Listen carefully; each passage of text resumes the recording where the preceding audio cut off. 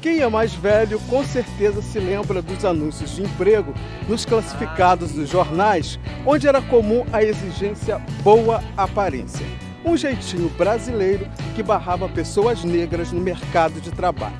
Atualmente, você não tem o perfil para a vaga, é o novo jeitinho que pode eliminar muitos jovens negros no processo de seleção. Incomodada com isso, a Frente Papa Goiaba de Niterói criou a campanha Qual Perfil? Quer saber mais sobre esse projeto? Vem comigo!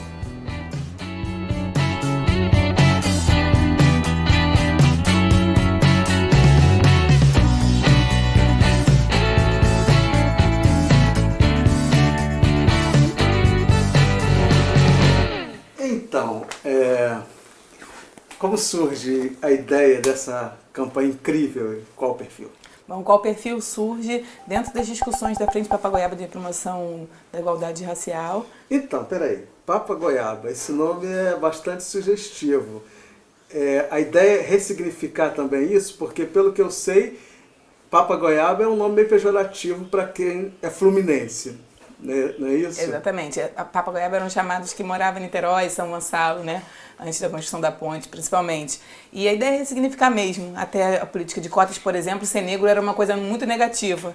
E precisou a gente fazer um movimento muito forte, muito potente para dizer que a afirmação é necessária e que ser negro é uma coisa positiva. Ser Papa Goiaba também, a gente é da terra e a gente faz essa relação com o meio o tempo todo, né? Mas, enfim, o objetivo da campanha é sensibilizar e mobilizar a situação para essa problemática da inserção do jovem negro no mercado de trabalho. Exatamente. A partir do encaminhamento dos jovens ao mundo do trabalho, a gente esbarrou com um problema grave, né? A cada 100 jovens que encaminhávamos, 90 negros, 10 brancos e os brancos ficavam com as vagas. E a gente entendeu que a pauta do racismo é uma pauta prioritária para quem trabalha com a juventude. Várias organizações que trabalham com juventude no território de Niterói e São Gonçalo tinham essa dificuldade de fazer com que os jovens pudessem continuar suas formações e ingressar no mundo do trabalho mais qualificado. Então a gente se juntou para pensar como a gente podia modificar esse quadro. Fizemos uma pesquisa e com os dados dessa pesquisa resolvemos trabalhar em 2 linhas. É o Qual Perfil, que é uma provocação para a sociedade, para a gente entender por que essa prática tão estruturada na sociedade ela é negativa para todos nós, mas principalmente para o jovem negro. O meu primeiro embate sobre a questão racial no mercado de trabalho foi quando eu trabalhei um período como vendedora e ficava em primeiro lugar em vendas. E aí uma gerente, ela chegou para mim e falou assim: olha, Aline, você vende muito bem, você fica em primeiro lugar, só que existe uma condição, você não vai poder nunca ser a gerente daqui. Quando eu questionei a ela o porquê, ela simplesmente afirmou que porque o dono da loja não gostava de negros. E foi uma coisa que me marcou muito. E R+H, que é uma campanha voltada para recursos mais humanos, tentar sensibilizar o gestor de que o racismo ele é algo estrutural, muitas vezes inconsciente ao desejo ou o que seria a proposta de prática daquela empresa, mas que ela se dá de forma muito violenta e muito silenciosa. Então a gente precisa encará-la de frente, desconstruir juntos essa realidade. Agora, o que vocês conseguiram nessa pesquisa assim, de mais curioso, mais alarmante, assim, com os dados que vocês colheram nessa pesquisa? Bom, com a pesquisa de empregabilidade na juventude de Niterói e São Gonçalo, a gente viu dados muito alarmantes, por exemplo, de que esses 2 municípios têm um índice mais alto de desemprego da juventude do que a média nacional. A média nacional é 29% e aqui a gente tem 33% e 34%. Então tem muito mais jovem. E a gente está perto da capital, do centro do Rio. Então, teoricamente, a gente não é um município longe de recursos. Ao contrário, a gente está perto ou dentro do recurso, mas com uma distribuição muito desigual e com uma transversalidade racial muito grande quando a gente pensa que dentre a maioria dos jovens desempregados, dentre o total de jovens empregados, a maioria é jovem negro. E com a relação ao RH, existe uma mobilização no sentido de conversar com as empresas? E como é que é esse retorno? Como é que as pessoas percebem, se elas conseguem perceber essa dinâmica, essa dificuldade, ou tem resistência para entender que existe uma problemática estrutural que dificulta o acesso desses jovens ao mercado de trabalho? Ricardo, essa é a grande questão do racismo no Brasil. A gente tem muita dificuldade de reconhecer que ele existe e quando reconhece, uma dificuldade ainda maior de entender a grandiosidade desse problema. Uma vez eu estava me apresentando para uma empresa na qual eu queria trabalhar, que na verdade trabalhar com eles de maneira direta, ou seja, eles me empregando. E o que rolou foi que na conversa só por e-mail ou por textos, eles eram super solícitos diretamente comigo, tentando marcar algo. Quando a gente foi para a reunião presencial, a coisa mudou completamente de figura. Eles olharam para mim e viram a incapacidade de tomar conta da marca deles. Por mais que a gente tenha gestores sensíveis e empresas comprometidas com a equidade de raça, né, a gente ainda tem uma dificuldade de fazer com que essa prática se amplie. Então a gente busca as empresas, a gente faz troca de experiências, promove encontros, reuniões e tenta provocar essa reflexão dentro dos gestores. Mas é algo muito difícil, é uma das linhas mais difíceis no projeto, é a gente furar essa bolha, essa barreira da falta de diálogo que existe na relação sociedade civil, né, e empresário.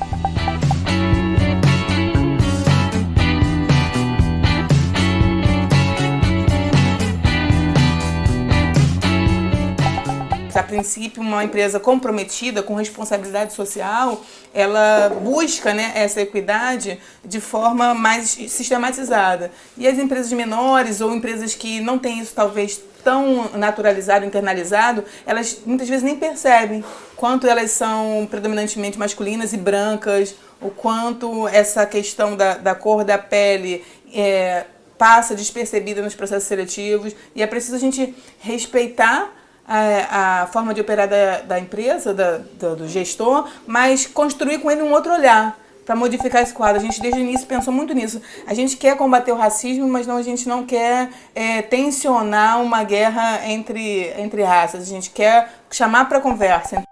Então, a campanha Qual é o Perfil? Ela afirma o lugar no mundo do trabalho, questiona esse lugar que produz exclusão, mas também vaza para outros campos, né? O direito à vida e à cidade, que são coisas que não estão garantidas.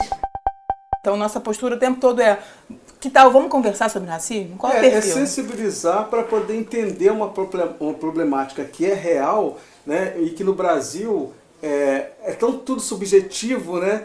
Que muitas pessoas nem percebem, inclusive pessoas negras que sofrem na pele, né, a discriminação no dia a dia, e muitas nem conseguem perceber, não conseguem ter um entendimento dessa estrutura, né? Exatamente, porque o branqueamento da sociedade brasileira foi um projeto na ação, né? A gente teve a migração do norte do mundo como uma possibilidade de branquear a população, e isso foi acontecendo ao longo da nossa história, apagando as memórias de resistência ou não deixando que elas sobrevivessem. Esse sufocamento faz com que a gente internalize de uma forma equivocada a ideia de miscigenação. Então a gente entende isso como se fôssemos todos iguais e não como se fossem todos diferentes com um objetivo igual. E tem a naturalização também do que é eurocêntrico, né? Então, é natural, né, ser branco, e o que é diferente disso é que é algo, né, exótico, e aí as pessoas têm grande dificuldade de perceber. Por exemplo, na minha área, no jornalismo, eu não tenho perfil para ser apresentador de um telejornal. Nem eu. Entendeu? E aí mas de onde surgiu isso, né? O que respalda alguém para dizer que eu ou você, que a gente não tem perfil para apresentar um telejornal? Quando eu tinha 14 anos, eu quis fazer um curso de inglês e fui pedir autorização para minha mãe. A patroa dela virou e disse: "Mas Maria, para que você vai pagar curso de inglês para essa menina? Quando ela fizer 18 anos, ela vem trabalhar de babá para minha filha."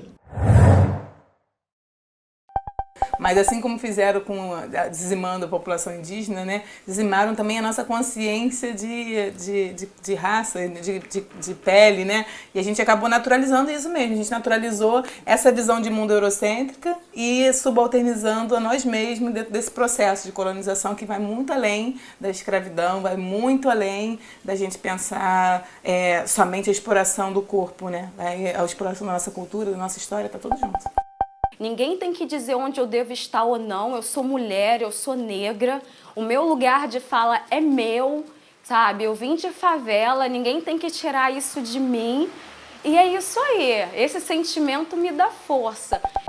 Pois é, o critério do perfil, né, nada mais é do que as suas competências para exercer a função da qual você está se candidatando.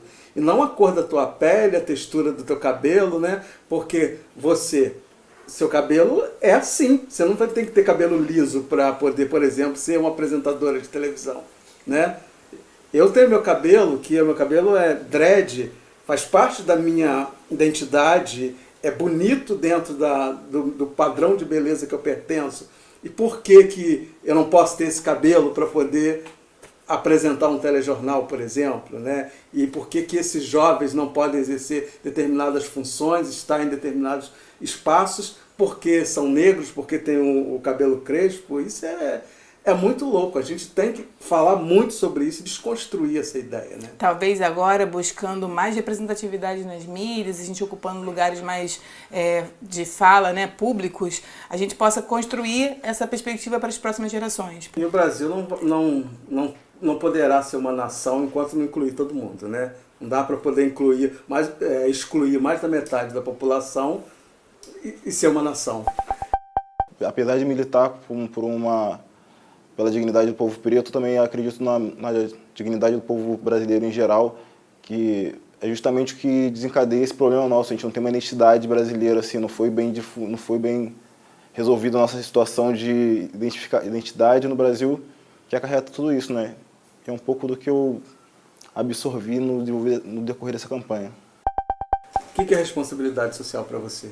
Responsabilidade social, para mim, é a gente se questionar o tempo todo o nosso papel frente ao modelo de sociedade que a gente está vivenciando, né? Participando. A escola, as empresas, as organizações, todos nós que vivemos em um espaço comum, compartilhando leis e formas sociais de conviver, precisamos ter responsabilidade social com essa relação conjunta. É você pensar, por exemplo, como a sua estrutura reproduz estruturas de dominação. É a gente pensar como a estrutura da nossa forma de funcionar pode muitas vezes cegar ou apagar a nossa história. E o meu corre hoje já é a barbearia. Gosto pra caramba desse bagulho de corte de cabelo. E essa parada eu ainda não tenho curso, ainda não sou formado, tenho amigos que são barbeiros, vou pegando vídeo, porque a gente tem que saber se virar, e é bom trabalhar pra si próprio. Fora isso tem outros bicos, né, que a gente vai pra praia, mano, que não pode é ficar parado, que não pode é ficar dependendo de alguém, certo?